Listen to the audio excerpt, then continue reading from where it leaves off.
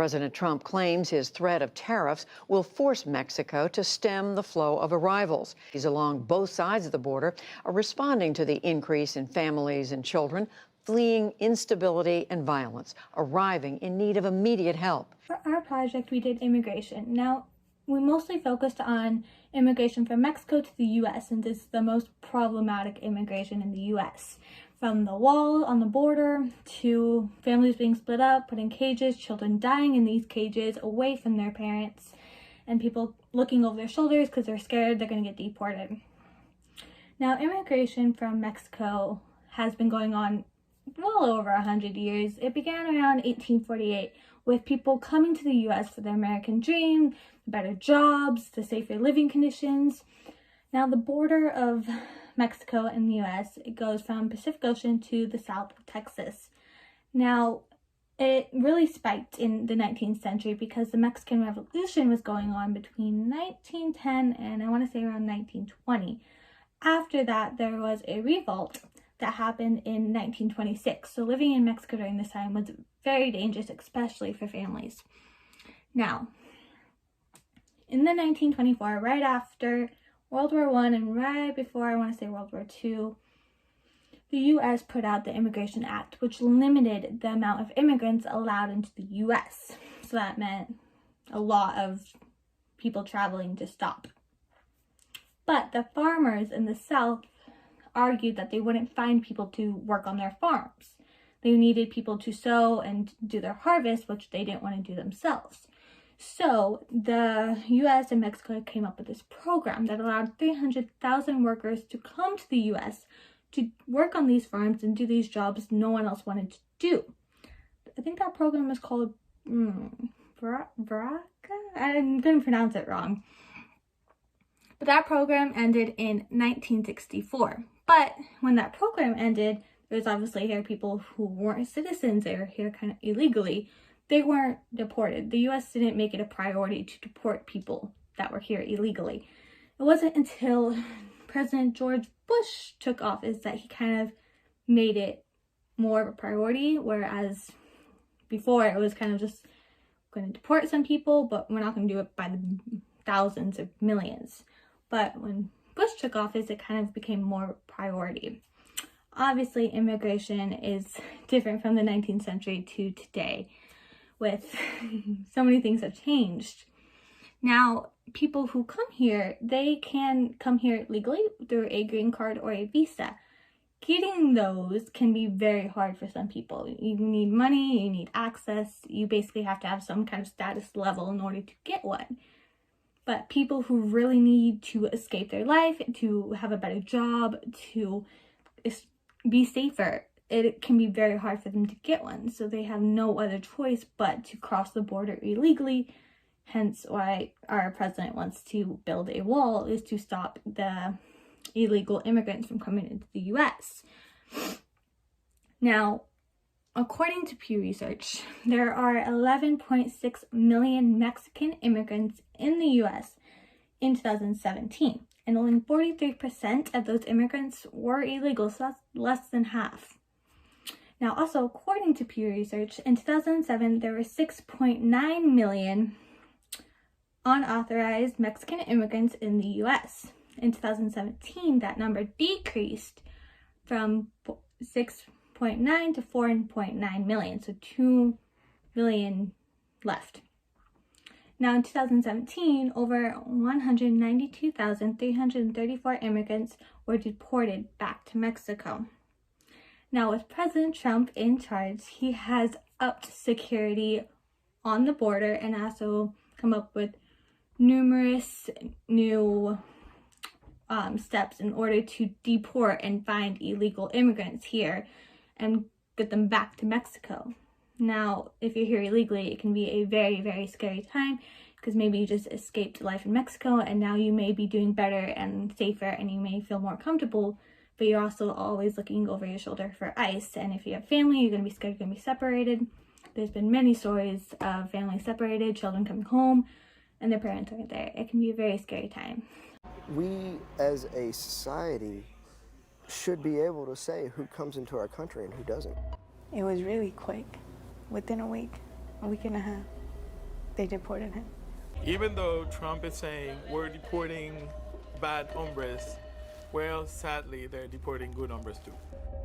Okay, so I will be analyzing the issue, but I will be analyzing the issue of immigration from a standpoint of showing positive ways that immigration has affected us, but of course touch down on the quote-unquote negative things that people believe immigrants bring to this country. Of course, my opinions are somewhat biased according to my viewpoints because I come from an immigrant family myself. My father immigrated to this country when he was 20 years old. He is now 63, and he has been a business owner of 2 local businesses.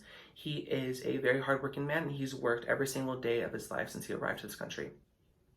So I want to start off by saying that immigrants bring such an enrichment of culture to this country, and they bring hard workers, and they bring a sense of inspiration in my eyes, because they are coming to this country to better their own lives, their families' lives, and overall just become better people. And of course, I do think that there needs to be a more helpful way for people to come to this country legally, because currently the situation in Mexico is it could take years for you to get papers to come to this country. A personal fact is my uncle applied for papers in 1999, so 20 years ago, and he is still in the waiting process. So I feel like there could obviously be fundamental changes that could be made to speed up the process in a legal and a very proper manner. So I'm going to start off by laying out some ideas that are shared throughout this country based on immigration that people believe affect the United States in a negative way. And I am going to give facts on how those myths are debunked. So the first myth is that immigrants are a burden to essential services like schools, hospitals, and highways. People believe that less immigration would benefit taxpayers, when in fact, immigrants make significant contributions to tax revenue, including $329 billion in state and local and federal taxes annually. Undocumented immigrants contribute roughly $11.74 billion a year in state and local taxes, including more than $7 billion in sales and excise taxes, $3.6 billion in property taxes, and $1.1 billion in personal income taxes, funding our schools, hospitals, highways, and other essential services. Another myth is that immigrants are not educated and have no skills to offer Americans, when in fact 43% of all immigrants are recently graduated from college, compared to 29% of native-born Americans, and 40% of Fortune 500 companies were founded by immigrants and their children, employing over 10 million people worldwide. As a matter of fact, my father is a part of that statistic. He owned a mom-and-pop Mexican restaurant for 12 years in Azusa, and it was amazing, and he contributed a lot to society through that business and through to his community through community advocacy and other positive impacts. The last myth that I have is immigration hurts American workers. Immigrants increase competition in the labor force, and they make it harder for Americans to get jobs and depressing wages. I first of all want to start off by saying a majority of the jobs that these immigrants are taking who migrate to this country are jobs that American citizens do not want and they do not have the stamina for. The next myth is immigration hurts American workers. Immigrants increase competition in the labor market, and they make it harder for Americans to get jobs and are depressing wages, when in fact, research indicates that immigrants complement rather than compete with American workers, creating jobs as business owners, consumers, and taxpayers. Immigration brings in entrepreneurs who start Fortune 500 companies, hire native-born American workers, boost wages, and strengthen the middle class. In terms of the nature of the problem, I wanted to focus on an area of concern that a lot of Americans have when discussing immigration, or the word immigrants itself. So, to bring up, according to the Census Bureau, immigrants comprise about 14% of the U.S. population. This is 44 million out of 327 million. Of those numbers, it is stated that Mexico is the most common country of origin for these undocumented populations.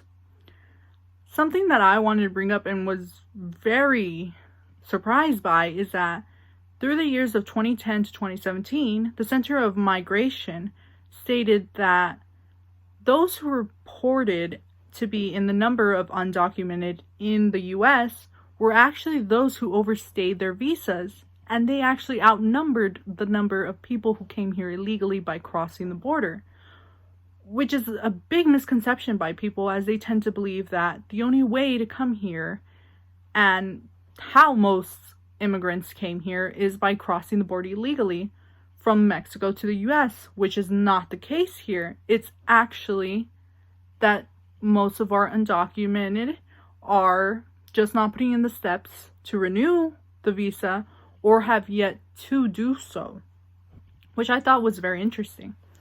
So now I want to talk about immigrants and the word and how it has a lot of claims to the word that tends to bring down the idea of it. So first, we're going to start off. Are immigrants increasing the crime rate? So it is that 11 million immigrants are in violation of American immigration policy. However, in 2017, FBI data found that there was an increase in immigration, but a decrease over the last 20 years in crime rates. Also with that, in 2017, it was shown that 139,000 undocumented immigrants were released from U.S. Immigration and Customs Enforcement for being falsely convicted of crimes that they did not commit, which I thought was very interesting, because with there to be an increase in crime over the years, if there's an increase in immigration, there would be a spike in crime, when that was not the case. As the FBI have stated, crime has been low over the last 20 years. Following this, I want to talk about, are they taking our jobs, American jobs?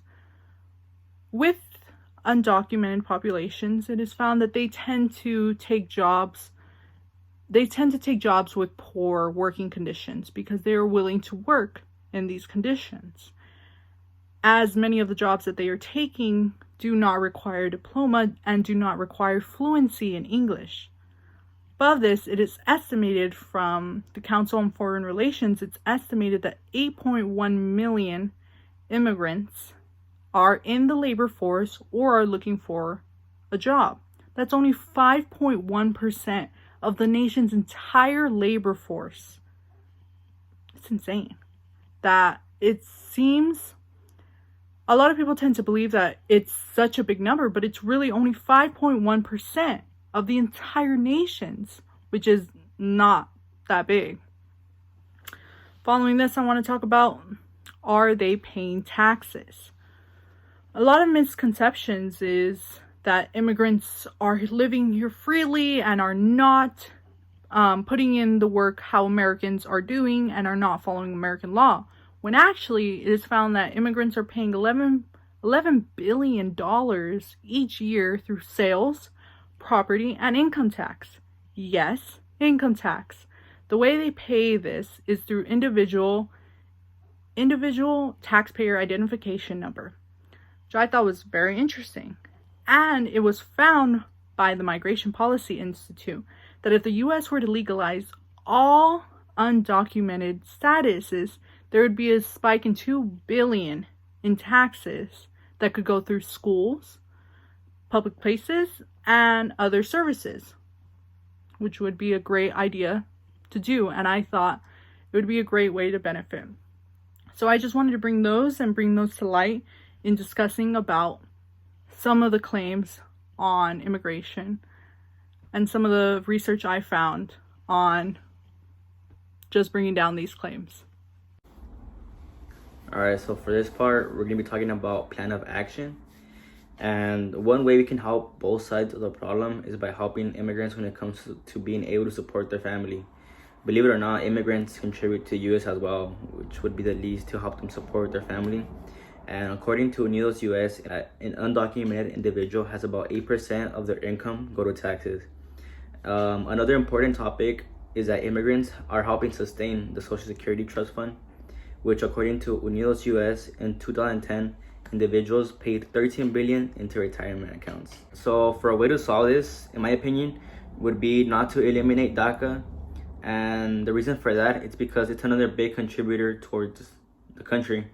According to U.S. Citizenship and Immigration Services, DACA recipients who apply for this have to pay a minimum fee of $465, which comes out of their pocket, has no cost towards any taxpayers. If the U.S. thought about taking DACA away, it would eliminate $433.4 billion from the GDP over the course of a decade. Now, there are other possible ways an immigrant can get a green card or apply to come to the U.S., and that would be to work. And that form is called I-140, and that gives a person a right to be able to work in the U.S., to get a visa, a working visa, to work in the U.S. for about a couple months, but then they have to go back to Mexico. And with that being said, the application is about $700 a fee.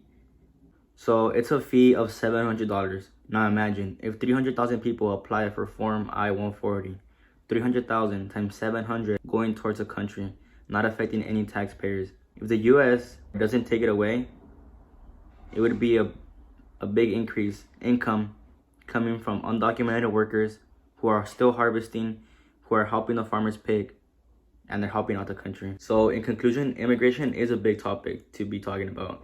Many people will be against immigrants or with immigrants. It plays a huge role in this society. Many do indeed get mistreated, yet many don't. It all just depends where you go and who you talk to. And in my opinion, this nation was established to be home of the free, which is why many people seek refuge here. I will say though, not all immigrants who come are considered bad. Many come seeking for work, a better future, better lifestyle. In fact, they all benefit the country.